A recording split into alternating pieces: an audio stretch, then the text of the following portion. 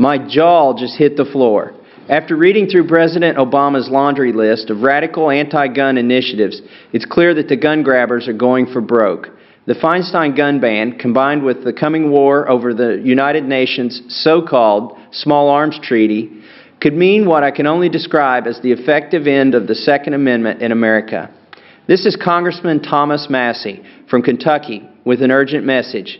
With the national media whipping up anti-gun hysteria to a fevered pitch nationwide, the gun grabbers are doing everything they can to cash in on the tragedy in Newtown, Connecticut. And the Feinstein gun ban is one scheme at the top of President Obama's list. Make no mistake, the new Feinstein gun ban is far more draconian than the earlier ban, targeting virtually everything: rifles, shotguns, and even handguns.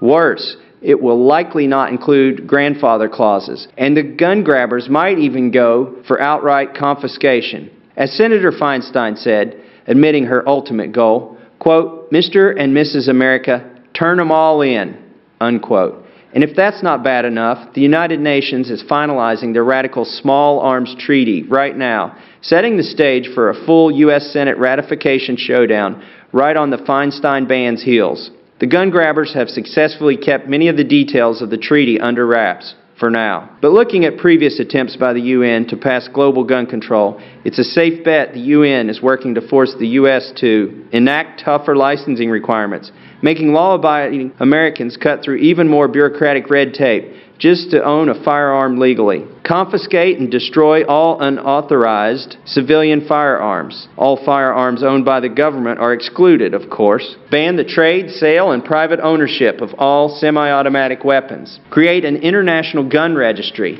setting the stage for full-scale gun confiscation. To the petty dictators and one-world socialists who control the UN, the United States of America isn't a shining city on the hill. It's an affront to their grand designs for the globe. And the UN's apologists also know the most effective way to finally strip you and me of all of our freedoms would be to destroy our gun right. Their willing anti-gun accomplices back in this country are eager to play along, tossing common sense and cold hard facts aside.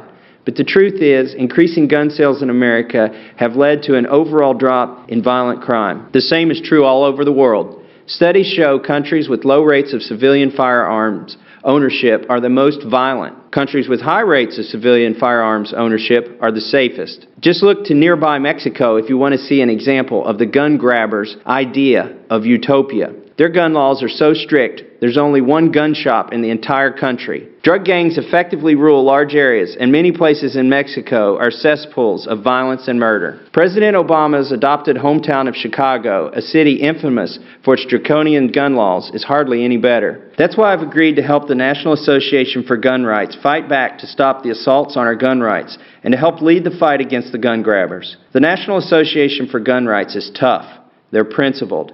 And they know how to win. And the good folks at NAGR have crafted a special online Second Amendment protection directive that I hope you'll agree to sign immediately. These directives make clear to my colleagues in Congress that voting for gun control will mean the end of their political careers. But with President Obama, Sarah Brady, Mayor Bloomberg, and all the gun grabbers doubling down, this is only one small part of the National Association for Gun Rights program. They're going to have to pull out all the stops to alert and mobilize Second Amendment supporters all over the country.